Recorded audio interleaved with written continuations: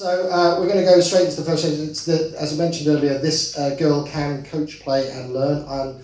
Are we effectively supporting and engaging disabled women and girls in sport and physical activity? And so let's welcome up to the front then, please, can we have Loretta Locke, Jess Barnes, Nicola Tweedy and Gemma, joined by Fabian again. Thank you. Fantastic, thanks Fabian, that was great, and just talking to you the other day and you telling me all the amazing things you've been doing, so inspiring, so thank you so much for coming today and sharing that with us. So thanks for joining us for this kind of session, and we have with us as well, we've got Loretta Locke from Defiant Sport, so and a big thank you to Loretta, because Loretta's helped me plan this session today and also supported the event. She's also a Disability Sport Network champion and more recently came on board with us as a Disco Can champion. We've got Jess Barnes, she's a football coach from Worthing Town Football Club and also at Russell Martin Foundation. She's also Disability Development Manager at Russell Martin Foundation. And also we've got her on board as an Active Sussex Project 500 champion. We've also got Dr. Nicola Tweedy. Nicola is an acute lead for psychology in East Sussex, and she's also a coach at Affinity Rowing Club. She's also had the amazing role of being an assistant rowing coach at the Invictus Games. And last but not least, we've got Fabian. So thank you for joining. And Doggy. Do you want to introduce Doggy, Jess? This is Selene. She won't be interested. Brilliant. So, do you want to do this later or shall I? Yeah? Cool. Right, good morning everyone. So our agenda today, we're looking at obviously to do with females in sport this morning, and we're hoping that you'll go away with some ideas to maybe take into place in your own organisations. We are going to start with looking at some reflections since 2018 and what the insight is now telling us. So lots of stats and things that Gemma has gathered very carefully. We're looking at female workforce, how we can encourage more females into the workforce and what we can do to help with that. Inclusive culture and allyship within our organisations, behaviour change towards our female friends, getting the offer right, what is out there to support you. There is lots of stuff, so hopefully again lots of notes for your paper today to take away. And what can you do differently to increase engagement of disabled women? So take notes, ask questions, hopefully it'll be of some use to you all. Thanks, Loretta.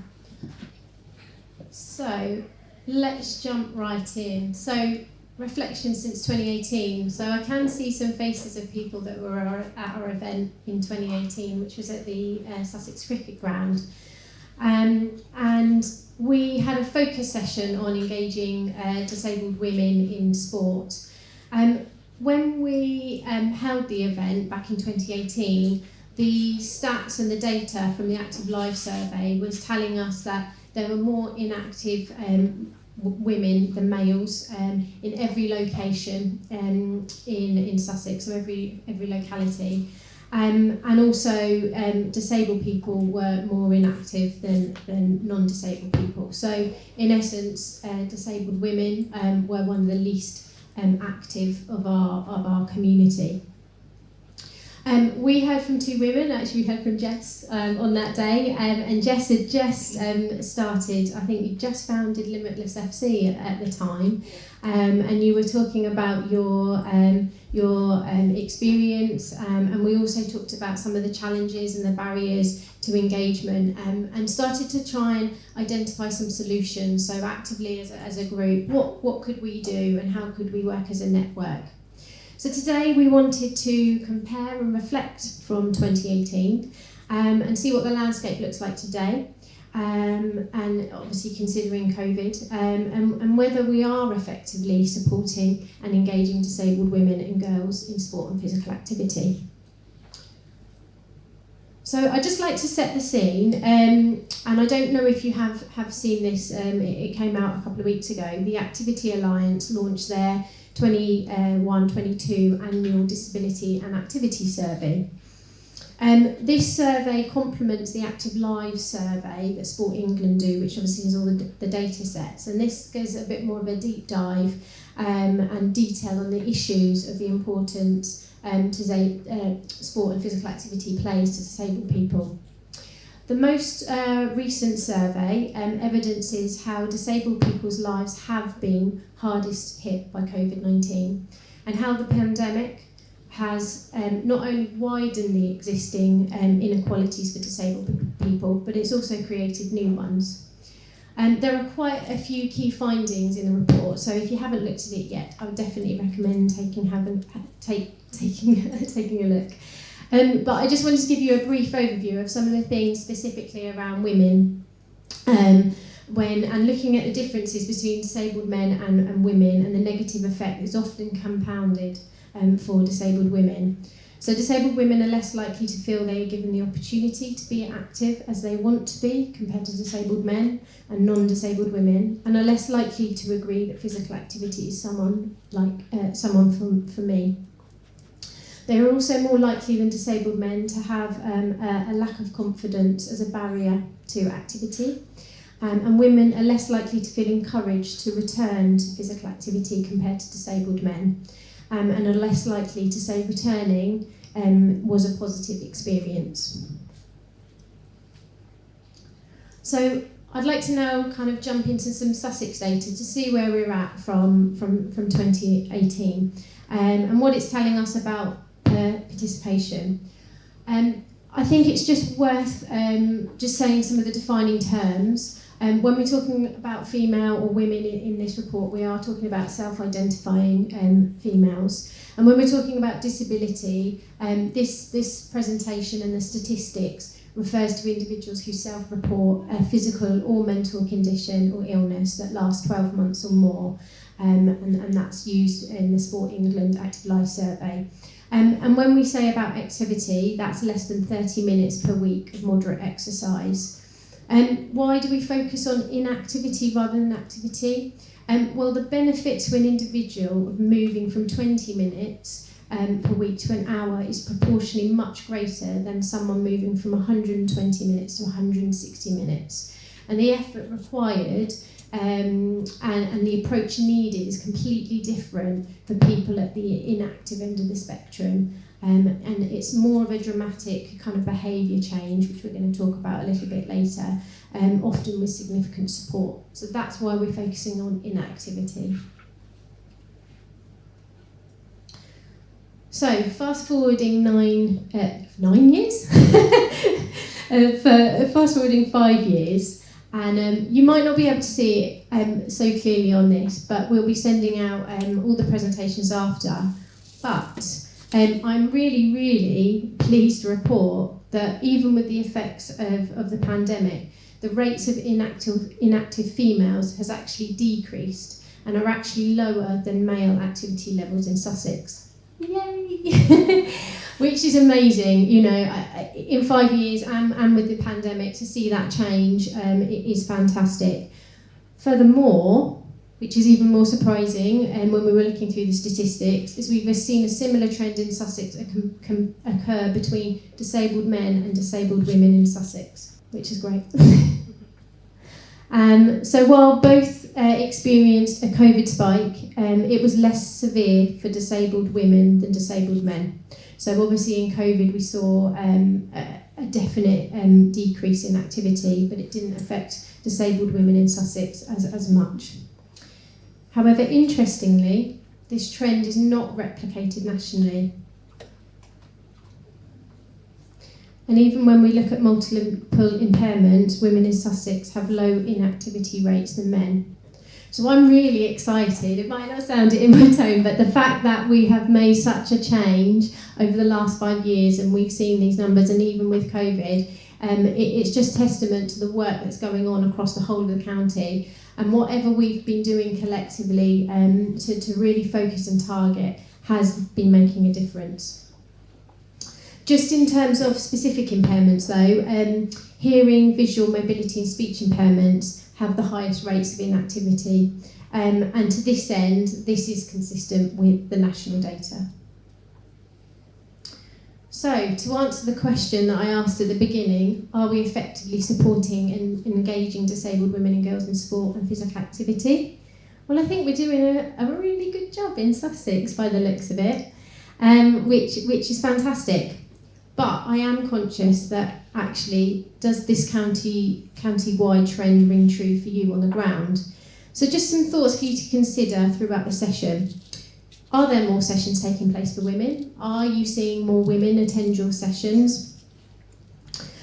Is there anything you think specifically influence women? Do you have more leaders, more females leading from the front, whether that's coaches or just support staff? And why do we think disabled women in Sussex were able to return quicker than their male peers? So we want to explore these questions over the next 45 minutes, and we're going to hear from the fantastic panel we've got here today, and how they've helped reach those groups, and their own thoughts and experiences, but also the barriers that still exist. This will then be followed by an opportunity for you to reflect. So on your tables, there are a few kind of task sheets, but I've also set up an email for you to receive at 11 o'clock. So if you've got your phones and your iPads on you, you can use the Word document as well if you find that easier. And what we want to do is we want to just keep driving this trend. We want to keep doing the great work that's happening, and we want you to share the fantastic work you're doing and keep collaborating to move this forward. So, the female workforce. So the activity stats are positive, and the targeted work's taking place is having an impact, but we also know there is a lack of female coaches and leaders in our sector, even more so disabled women. We know that role models make a massive difference in supporting people to make that jump and to lead. And we know that will help grow and help diversify our workforce. And that's something that Project 500 has been doing. We'll send some information about this after the event as well. And Jess and several other women that are here today have been involved in the Project 500 since its inception in 2013. So we're going to explore some of the challenges and actions we can take. And so I'd like to start opening it up to the panel to get your thoughts. So I'm going to start with Loretta. As a This Girl Can champion and a defined sport as a long-standing member of the Disability Network, what do you think are some of the major challenges in diversifying our workforce? So yeah, it's a really interesting question. It's one we've been looking at for a long time, because within our organisation, I'm actually the only female coach, and I'm clearly quite old and overweight and all these things. So what we want to do is get some younger people in. We want some young female coaches. A lot of our people work well with young coaches, and we'd love to get a more female workforce, but attracting them is really key. And I think the biggest thing, in fact, in any of the work we do, is listening and communicating with people to find out what their needs are, because if we're not aiming at the right people in the first place, we're just not going to attract them. We've recently had some really good success actually with working with schools, colleges and universities on work experience placements and volunteer placements. And we found that's a really good way to get some more insights into this part of the community, because we are getting females coming in these volunteer placements, and we're able to then communicate with them and ask them what they enjoy, what they found that they like doing, and it's a much better way for us to then go away and try and attract female workforce. And from that, we've now got 2 potential coaches coming in for us who are female. But it is a very difficult thing, and it's breaking through those images. But it's looking at everything. It's looking at the language. It's looking at how our male coaches treat females that come into the environment, and it's looking at things like imagery. When you're putting out images out there, you know, what do you want to attract? If you're going to put out images that show very fit, healthy, sporty people, you maybe are not going to attract young ladies who are disabled, or older ladies who are disabled, but maybe don't have that self-confidence around their body image or about what they've achieved so far. So it's thinking about all those kind of things. Fantastic. So yeah, I mean, and confidence and knowledge, like you say, is a key thing for those young coaches to have. So, you know, and we often hear that from coaches saying they don't have the confidence, they don't have the knowledge to coach, lead and train disabled people. And a fear of getting it wrong as well. So I was just wondering, Nicola, from your experience and your journey, and then moving into working in the Invictus Games and those athletes, how would you respond to kind of that from your own experience? Really resonates for me. I'm very passionate about coaching, and particularly coaching rowing, and felt that I developed quite a lot of skills in bringing on people, particularly who maybe had never rowed before or who weren't active. But I was very humble about my own kind of level of skill in relationship to people with identified disabilities. I guess from my other kind of hat, my NHS hat, I felt very comfortable in encouraging people who had mental health difficulties and identified as having a disability, and so had some really good experiences of working with Health and Mind and other local NHS groups, the ATSs, in getting people into activity perhaps who saw their mental health as a disability. But I hadn't worked directly with people with physical disabilities, and I'm a great fan of Brené Brown. She talks about the difference between fitting in and belonging, and with my own experiences through life of loved ones, I guess kind of having to fit in, having identified disabilities, and feeling more as though the opportunities for them were about just kind of fitting in rather than belonging. I think that was the area for me where I felt really underconfident. And Invictus was just incredible. I felt really blessed to work with Claire Holman from British Rowing, who she's an incredibly skilled coach. And for me, I guess it's about relationships, and it's about being able to connect with people who I can feel confident will support me to do my best job, so that I can be passionate and I can be really engaged, but I can work within my limits. And that's what Invictus enabled me to do, enabled me to find a place where I could really deliver the things that I was good at and work with athletes, and exactly as you were saying, Fabienne, with outstanding technical kind of support from physios and engineers, so that those athletes could be the best they could be, not in spite of what they were struggling with kind of physically, but because of the expertise that was offered into Invictus. So it was just an incredible experience, and a little bit like you were saying, it's only now that I'm away from it that I was so focused on kind of getting it right, preparing for the sessions and learning about all categorization and all those things that I didn't know about, that I think it was hard to really absorb the experience. And it's only now that I'm able to just feel incredibly grateful and proud of what I was part of. But I think it's something about forming relationships so that people can use skills that they've already got and develop knowledge and confidence in areas where they feel perhaps that they've got a lot to learn, which is where I kind of stepped into it from. Fantastic, thank you, Nicola. And finally, Jess, as I mentioned, you attended the 2018 event when you just founded Limitless FC. Since then you've become a coach, and like I said, we've now roped you into being one of our Project 500 champions. And I love your motto. It's it's not I can't, it's how. So how can we inspire disabled women to become leaders and coaches? I think it has really been a good role model. I coach a mainstream under-14s girls team, and coming back after the pandemic, there's lots of anxieties, all different sort of problems. They're going into really important times at school, and I think as someone that's gone through things medically, both physically and mentally, I think you're in a really good position to help and to put that sort of arm around someone and say, it's okay, it's, you can do this, that, I said, if I can do all of this, you can.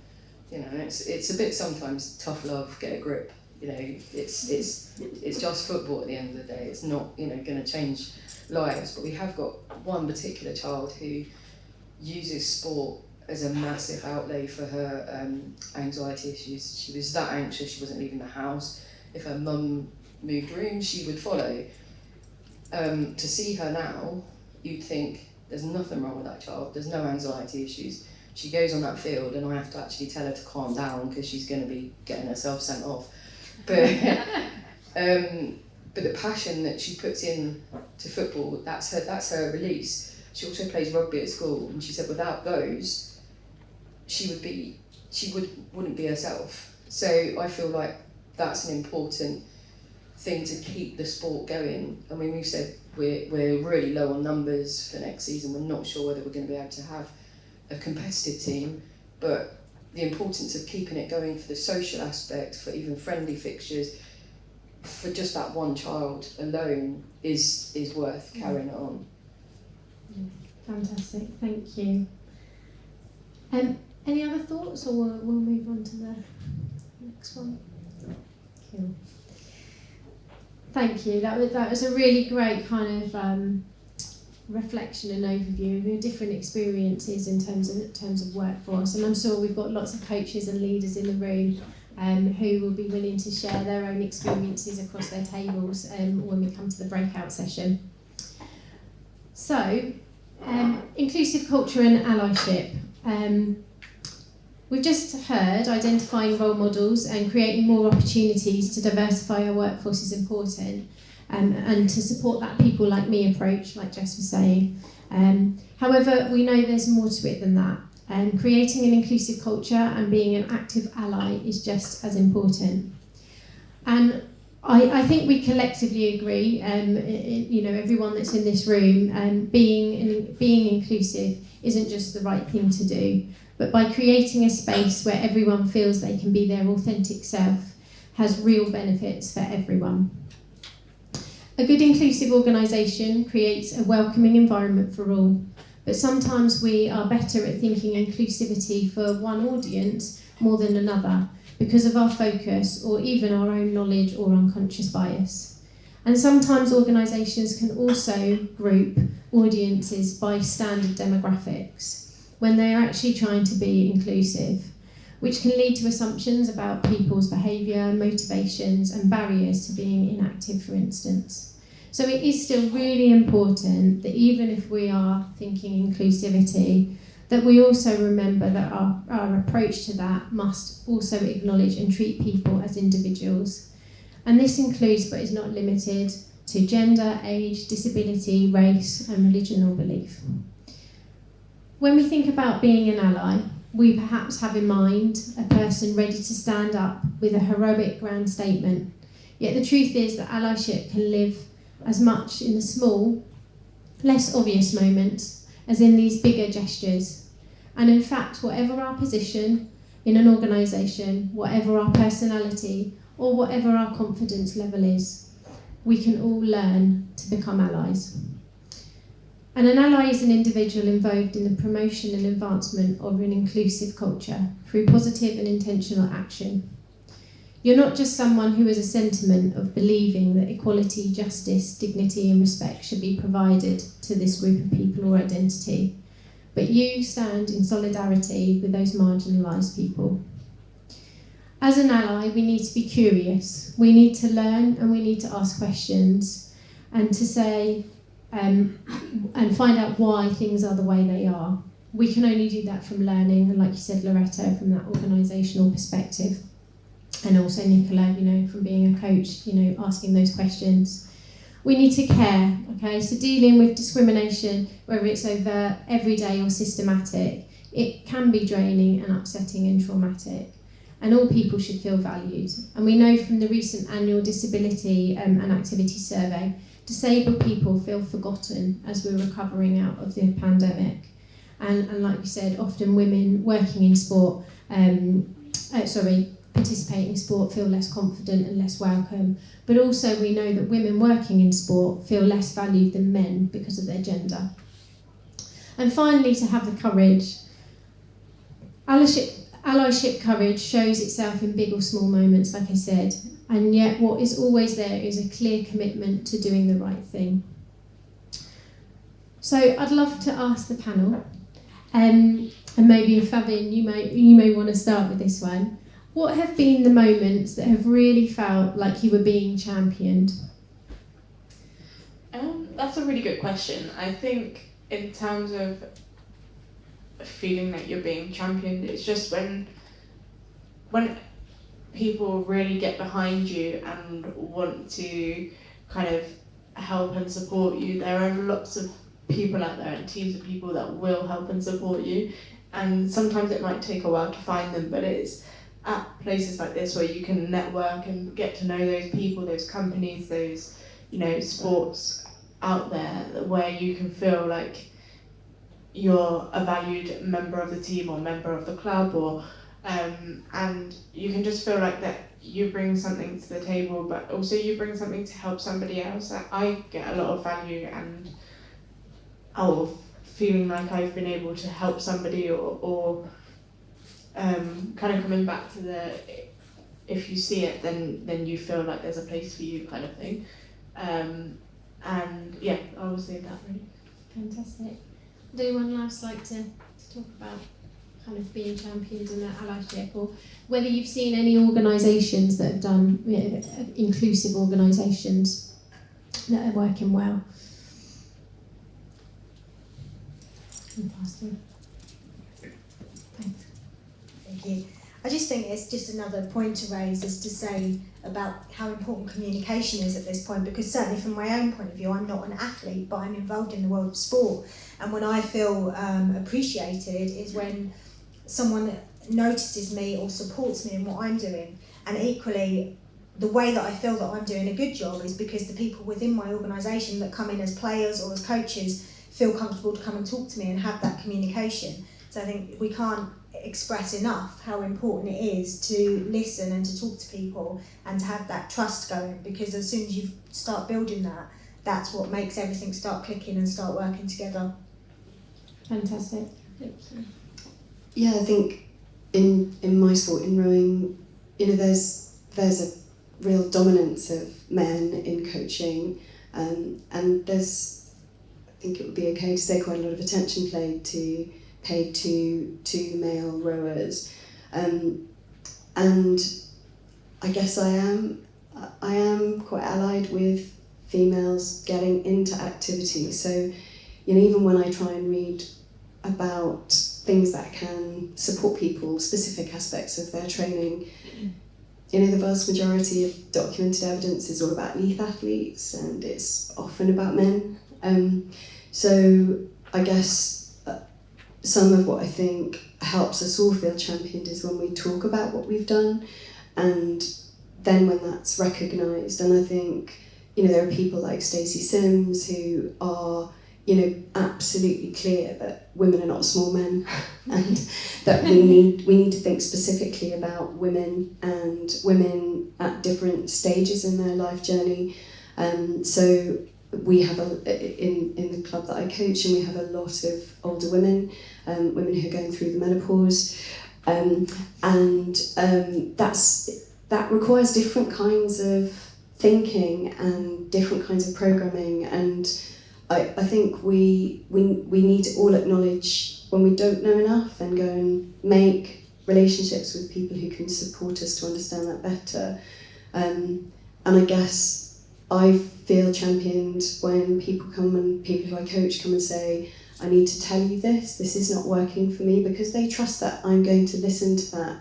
And certainly, you know, with Invictus, it was just incredible to see the results that people got, and that wasn't necessarily about medaling. That was about them going out there and overcoming anxiety, overcoming PTSD, doing what they planned to do, and stepping away. And you could see the effect that had for them and for their families.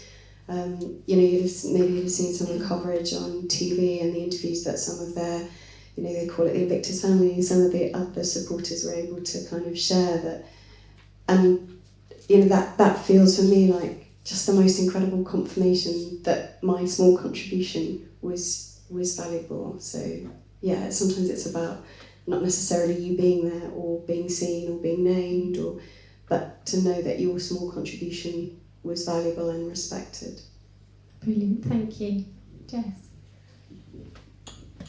Going on from that, the small part that you play in whatever you're doing, like I just started working with just severely disabled children, and by seeing them smile, by seeing them getting even slightly active, especially after the pandemic when they've not seen anyone apart from family or members of staff, them actually enjoying themselves. I come out of a session like that absolute buzzing because you feel like, well, I've just had fun, but you've helped 10 kids to enjoy their day, to actually move in a way that they wouldn't do otherwise. And I think the more that spurs me on, the more it will then encourage me to get other people involved, because it's like, if they see you're enjoying it and you're getting something out of it, then I think that small part really is important to, and using my own experiences with my own disability, and my motto of it's not can't, it's how, that's so true of disabled sport, because there's always a way of doing something, and it's just explaining it to people what they can do. And not every sport is going to be suitable, but it's like I've said, finding something that is challenging for you and getting out there and shouting about it. Sessions like this is what we need. Brilliant. Thank you, Jess. No, that's great. I think, yeah, it goes back to that with the allyship, the curiousness and asking questions and not being afraid to do that, so that we as allies, whether that's, you know, men being allies for women or non-disabled people being allies for disabled people, is asking those questions and making those small, you know, those small kind of gestures. Thank you. Right, moving on to behaviour change. So, most people know the benefits of being physically active. I think we all know that it helps us both physically and from a mental health point of view. But still, what's coming through in a lot of the research that we've seen over several years, and also in the most recent survey from the Activity Alliance, is the lack of confidence. Confidence is a kind of a really key barrier for anyone getting involved in physical activity, but more so women and more so disabled women. Self-confidence is obviously usually referred to a generalised sense of well-being about one's life, but today we're kind of talking about it in the context of making a change in behaviour to be active. So in other words, a person's belief about their capabilities to participate. So becoming active requires a behavioural change, and increasing confidence and self-efficacy will help to facilitate this process.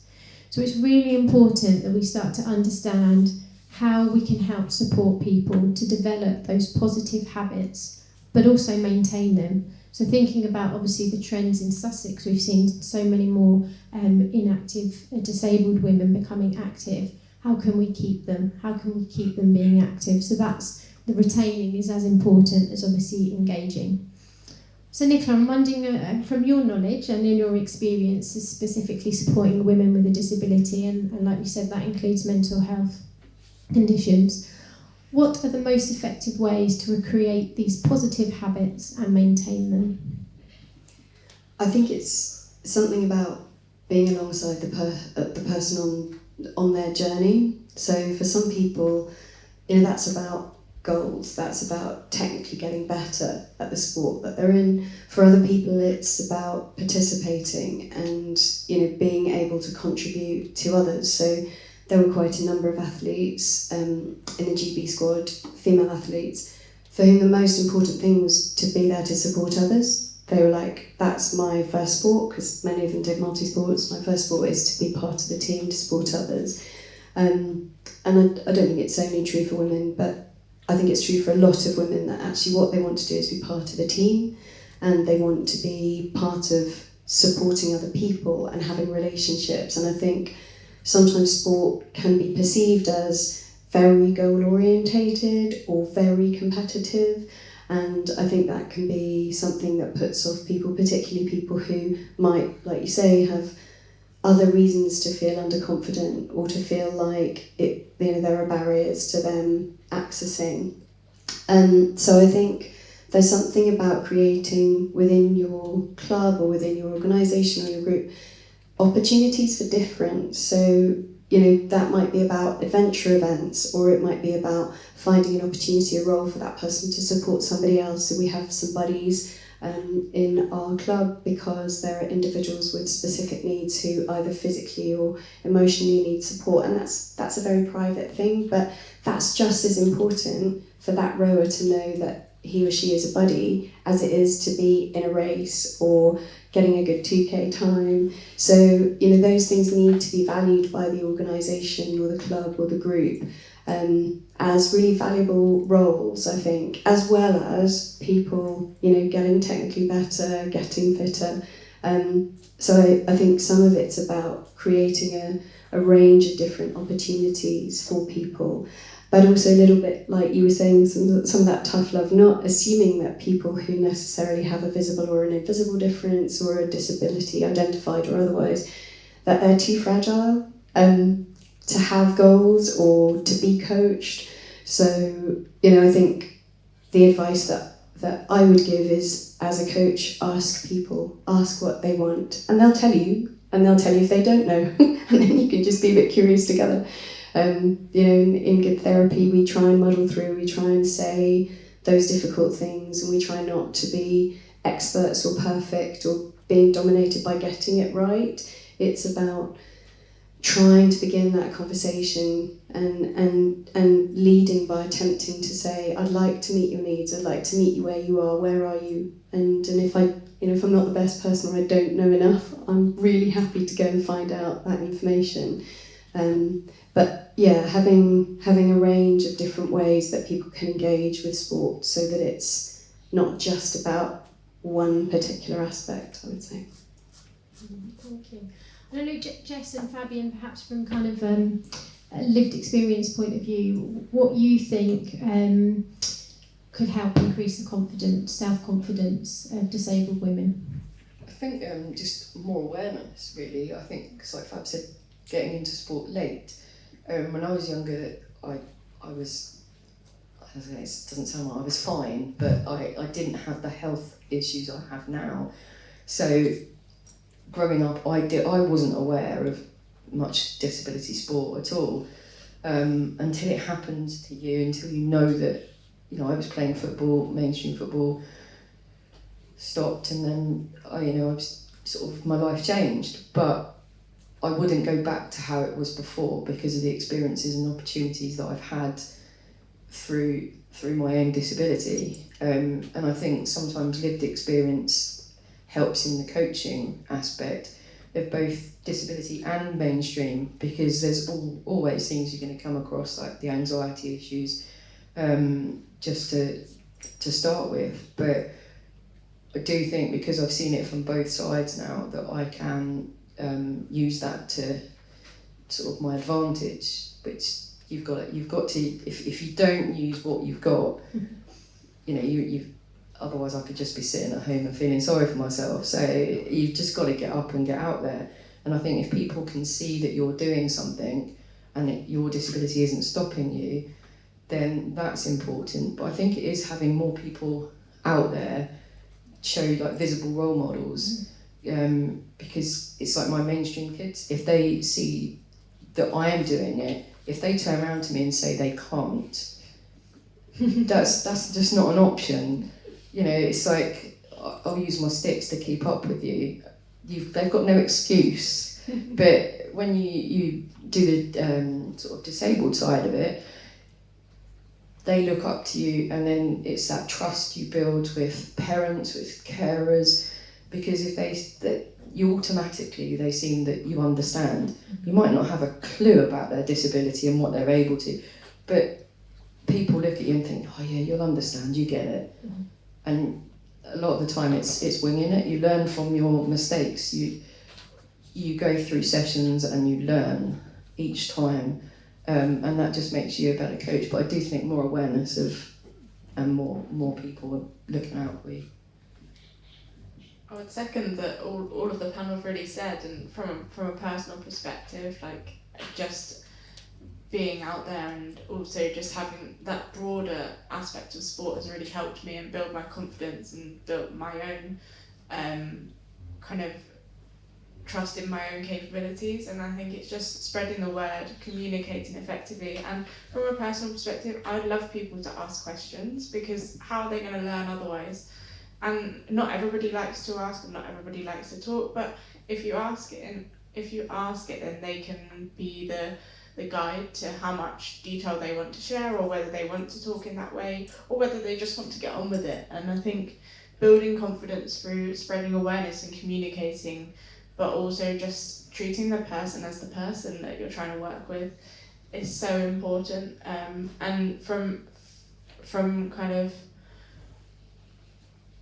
a professional-ish perspective, not on the coaching side, it's just trying to make sure that you understand that person to be able to help support their confidence. And it's broader than just the sport, but again, it's all about awareness of what's out there and how they can be involved, however that may be. Brilliant, thank you. That's wonderful. So, moving on to getting the offer right. We've talked a bit about marketing and communication, and actually the last session of the day obviously is all about communicating and changing the narrative, so hopefully there'll be lots of interesting examples and discussions going on then.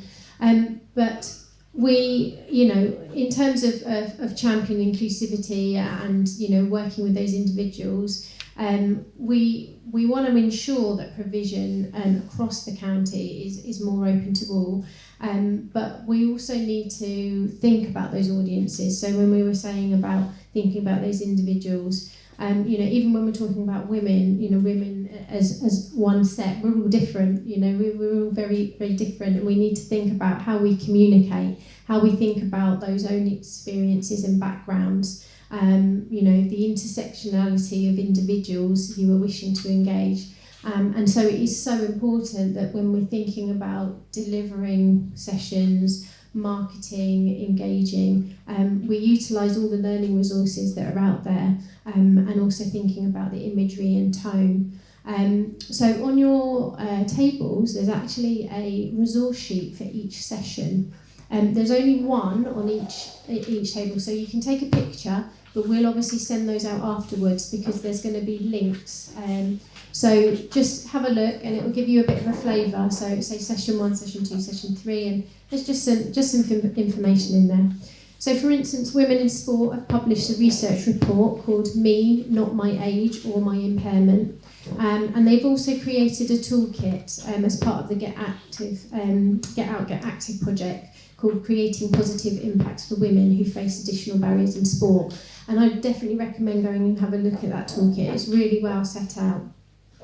And in fact, Get Out, Get Active as a whole, that was a legacy programme, a 2012 legacy programme.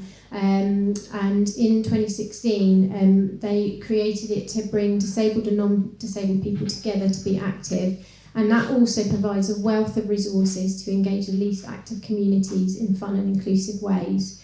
And they've also created on their website kind of a series of evidence-based learning resources, and the what, the who, the how, and the what next. So again, definitely recommend going and have a look at that. There's also some impairment-specific research that's out there, and also some that's coming. For instance, UK Deaf Sport have been working with Women in Sport to look at engaging disabled teenage girls.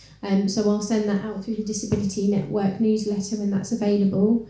And like we were saying with the activity survey, that provides some really clear recommendations. The summary document is a really nice read, sets it out really clearly, and in there they've got then links to lots of different other resources that can help you to deliver on those recommendations. And it also kind of explains the concept of intersectionality in relationship to disabled people.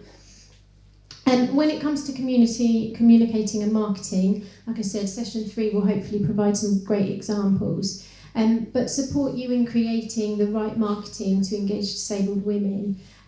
Think about using the This Girl Can, the We Are Undefeatable, and the Sport England image library. If you can't get photos from your own sessions, or if you're starting a new session so you don't have those participants, then go and use those image libraries to have those positive images. There's a few others on the list, so do take a look. And we're gonna, after this, we're gonna do a bit of a task as a group. But I just wanted to kind of ask a final question to the panel then.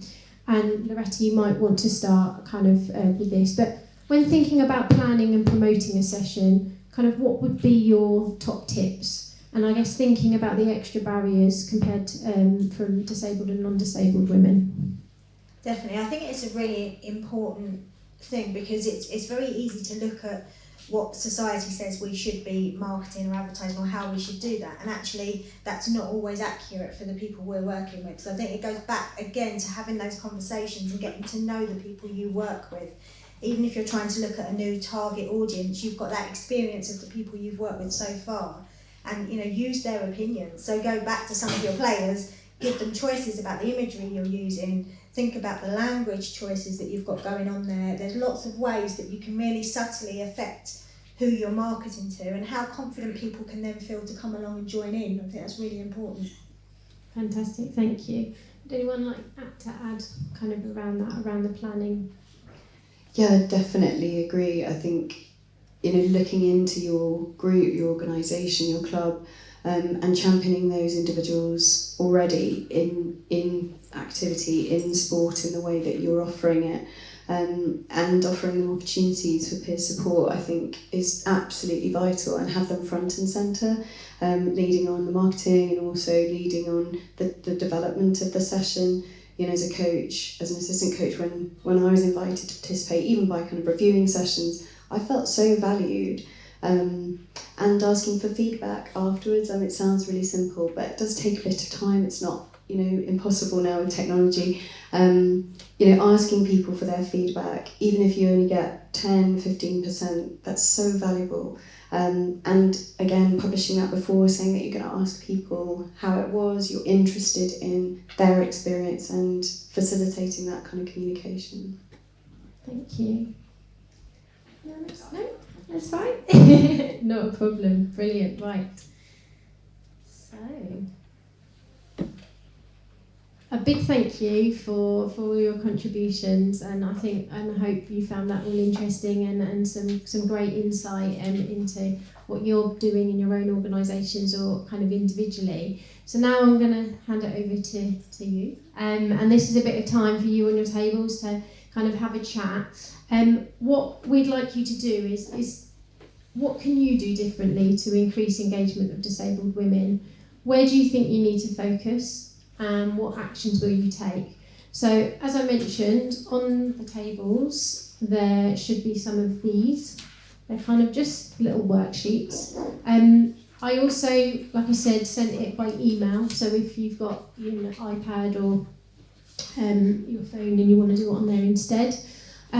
But we're not expecting you to write an essay. This is just really a prompt for you to kind of start thinking about what you've heard and think about some of those kind of key areas and what you might want to focus on. And I'd love it if within your tables, to discuss that, because I'm sure there is a wealth of knowledge and experience that you would be able to share with each other as well. So I'm going to give you 15 minutes to do that, and then we'll come back and wrap up before a break for some more coffee. Thank you.